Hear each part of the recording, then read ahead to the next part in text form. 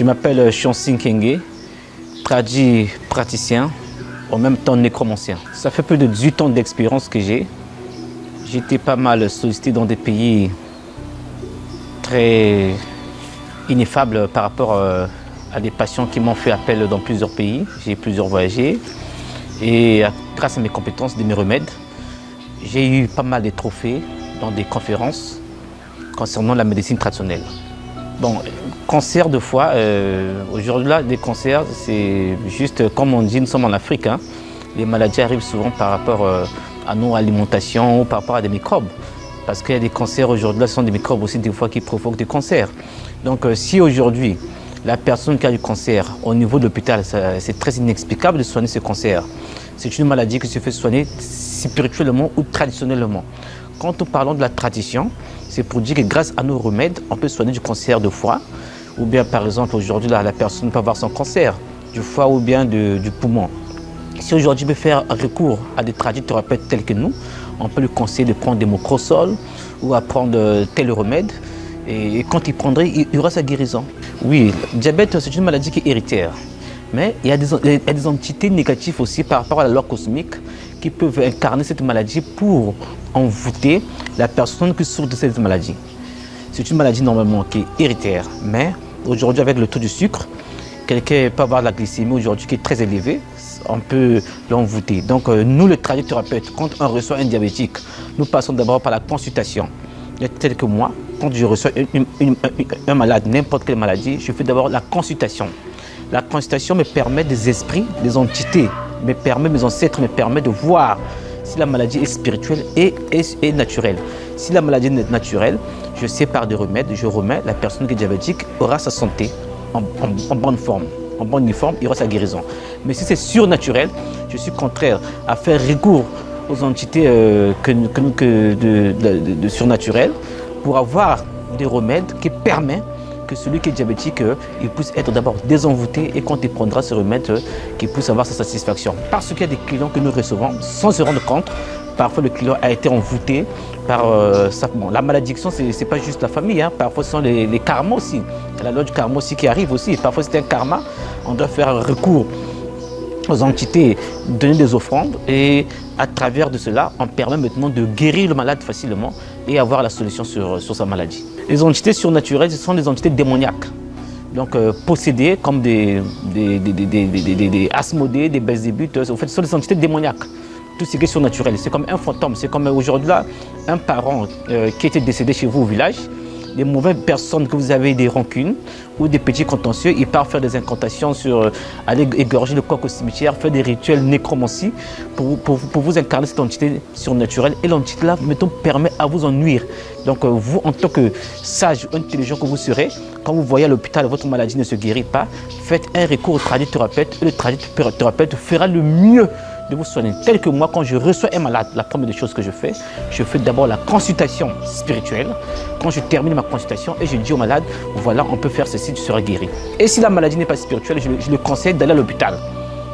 Mais si je vois que ce n'est pas une maladie de l'hôpital moderne, et il ne peut pas avoir sa guérison, je lui fais des tisanes, je lui conseille de prendre des tisanes et ce malade sera guéri, grâce à mes remèdes. Bon, l'AVC qui prend aujourd'hui l'ampleur, l'AVC normalement ce sont des, comme on dit aujourd'hui là, modernement on nous fait comprendre chez les professeurs dans les hôpitaux, l'AVC c'est une maladie aujourd'hui là qui, par rapport à des soucis, à des tensions, qui fait que la personne puisse avoir l'AVC. Mais aujourd'hui, spirituellement, quand quelqu'un a l'AVC, c'est une entité qu'on envoie. Il n'y a pas un AVC hasard comme ça, c'est spirituel l'AVC. Il ne faut pas qu'aujourd'hui, bon c'est vrai que nous sommes en Afrique, hein, tel que moi, je suis en tant qu'un féticheur, je suis un occultiste, en tant que magicien, je connais l'AVC, ce sont des sorts qu'on jette. Il n'y a pas un AVC par hasard parce qu'il a fait la tension, il a fait AVC, non, c'est négatif. Mais aujourd'hui, une personne qui fait AVC, un tradithérapeute tel que moi, féticheur que je suis, je peux prendre même de l'aiguille, hein, je prends l'aiguille, je pique à la personne qui a fait l'AVC, mais la personne va se réveiller à la minute. Ou si je vois ces AVC-là étaient très efficaces, il y a des remèdes que je ne peux pas expliquer à la télévision, mais j'aimerais bien que la personne qui a fait l'AVC vienne me voir lui-même et je sais quel traitement je peux lui remettre pour qu'il soit guéri. N'importe quel AVC, même l'hémorragie interne, je vais le soigner. Parce que c'est des maladies qui sont spirituelles, ce sont des envoûtements qui arrivent. Ce n'est pas seulement la tension qui fait que la personne puisse avoir l'AVC, non, c'est archi faux. Si c'était réellement la tension que la personne puisse se faire l'AVC, tout le monde voulait souffrir de l'AVC actuellement. Si des soucis ou comment, tout le monde voudrait souffrir de l'AVC. Ce ne sont pas des tensions. C'est une maladie qui est très spirituelle, l'AVC. Ce sont des mauvaises entités que nous appelons des entités barbarates. Ça fait partie d'une ancienne religion, on l'appelle la Wicca. Les gens qui connaissent la légende connaissent la Wicca. Les entités barbarates sont des entités, des esprits qui sont dans les, pas dans les cours d'eau, parce que les cours d'eau sont des nèvres.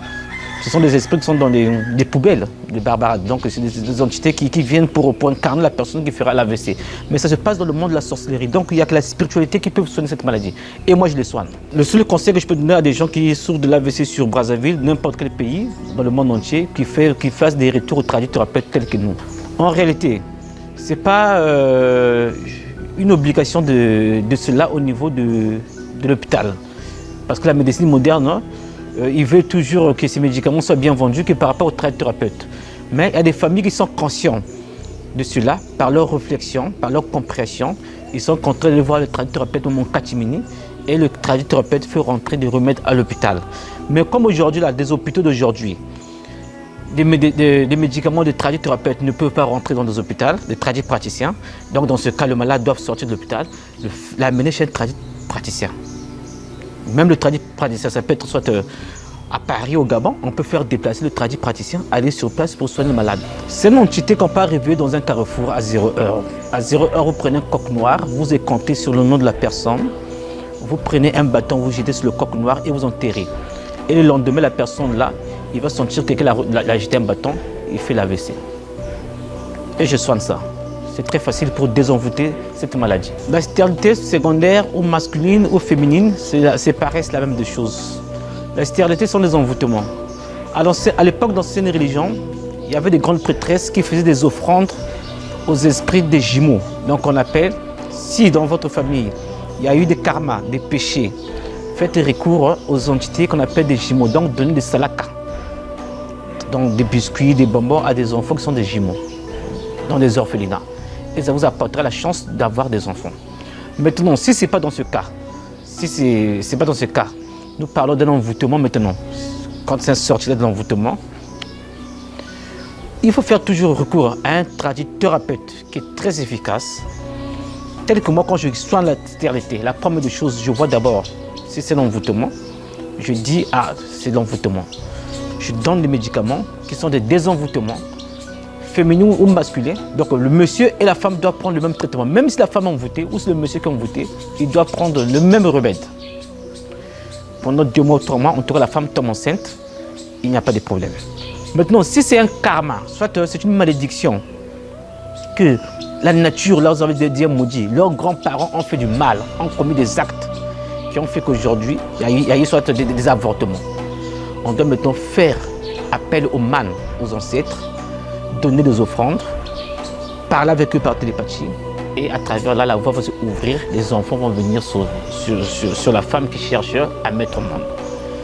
Ou bien aller faire des offrandes dans les orphelinats. Mais si ce n'est pas dans ce cas, ce sont des microbes aussi qui peuvent aussi créer aussi la stérilité. Parce que ce n'est pas forcément l'envoûtement. La personne, à travers ces microbes, il peut aussi avoir la stérilité et dans ce cas, il doit faire un tour chez le médecin. Mais pour savoir toute cette vision, mettre tout à l'épreuve, à la claire, sur la clairvoyance, il faut faire toujours appel à l'or cosmique.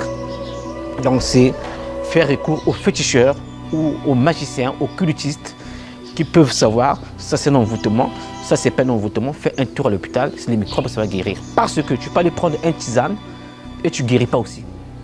Donc il faut que le féticheur soit d'abord un technicien, savoir traiter avec les entités telles que moi je suis nécromancien, je cause avec les morts, je traite avec les esprits me disent, ah ça c'est la maladie est comme ça, et je peux savoir ce que je peux donner au malade, le malade sera parfaitement guéri. Les aliénés, c'est une malédiction.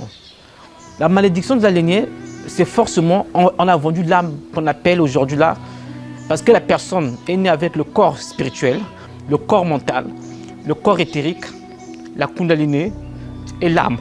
Donc l'âme a été vendue dans le monde de l'au-delà pour de la richesse, de l'argent ou d'une nomination politique. Souvent les aliénés là que nous voyons aujourd'hui, ce sont des enfants qui sont nés avec des auras qui sont très brillants, soit un de ses parents l'a vendu, la personne est devenue aliénée. Maintenant, quand vous vendez votre enfant qui est aliéné, ou bien un envoûtement familial qui a fait que votre fils soit aliéné, faites recours à un magicien.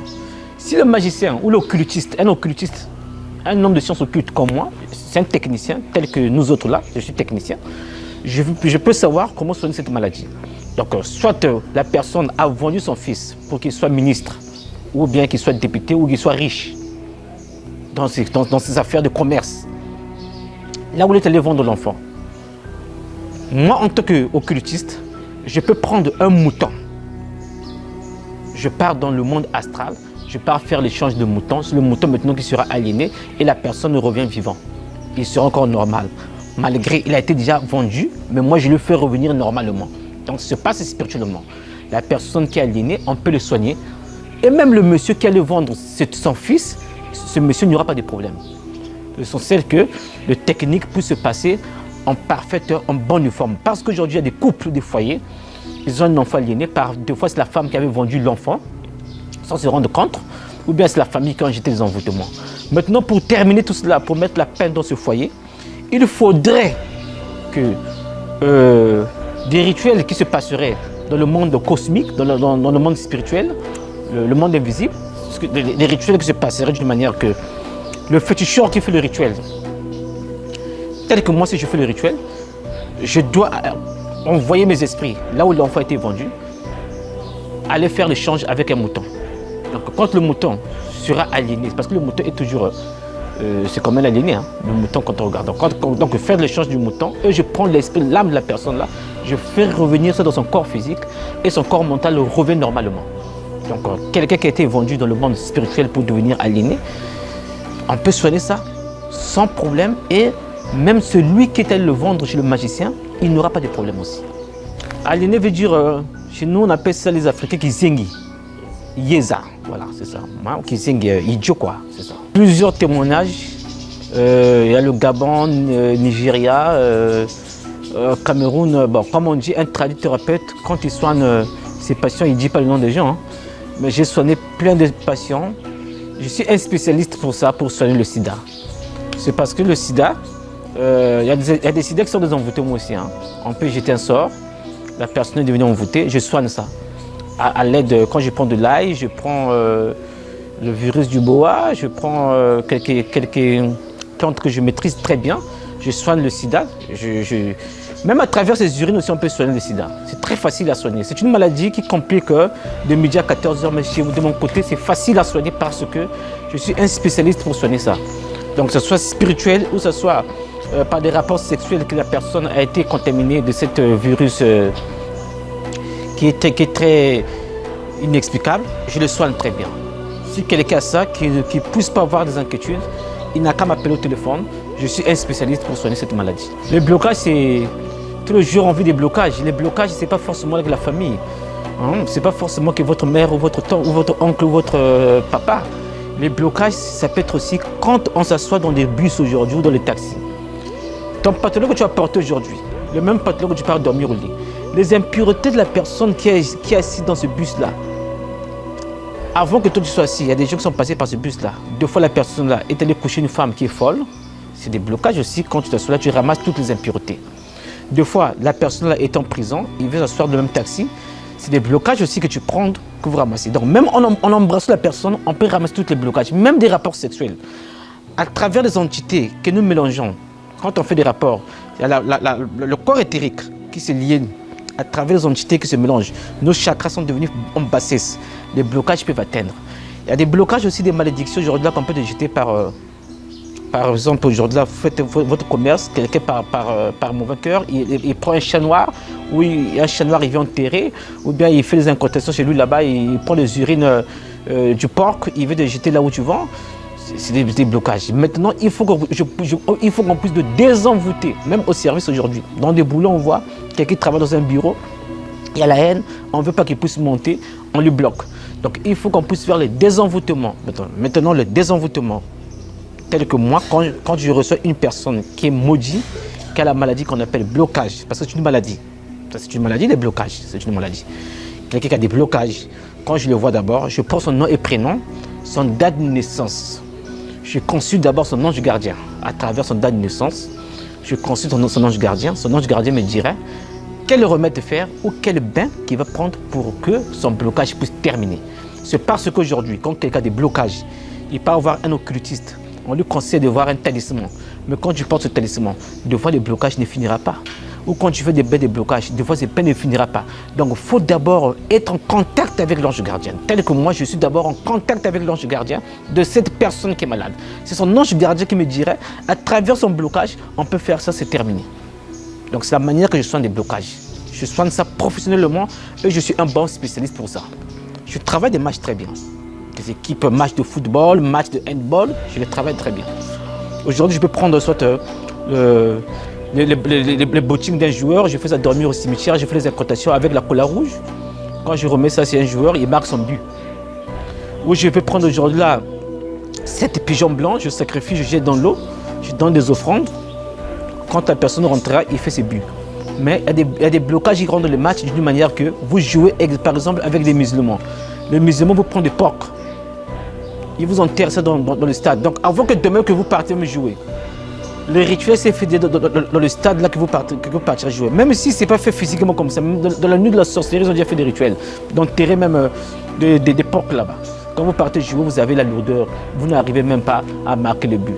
Et tu vas dire, oh, mais il y avait un féticheur qui m'avait remis fil rouge que je porte pour que je marque le but, je n'ai pas porté le but. Mais parce que le féticheur qui t'a remis ce fil rouge là, ce talisman pour que je marque le but, il n'était pas technicien pour savoir que là-bas, ils ont mis des trucs. Donc, il faut toujours faire un recours à des magiciens professionnels, des techniciens, tels que moi quand j'arrange des matchs. La première des choses que je fais d'abord, je prends l'équipe adversaire.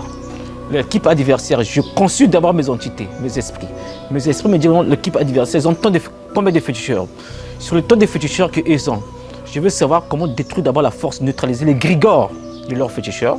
Quand cet égrégore-là sera neutralisé et j'arrange le match, paf, on gagne facilement. Football, plusieurs matchs.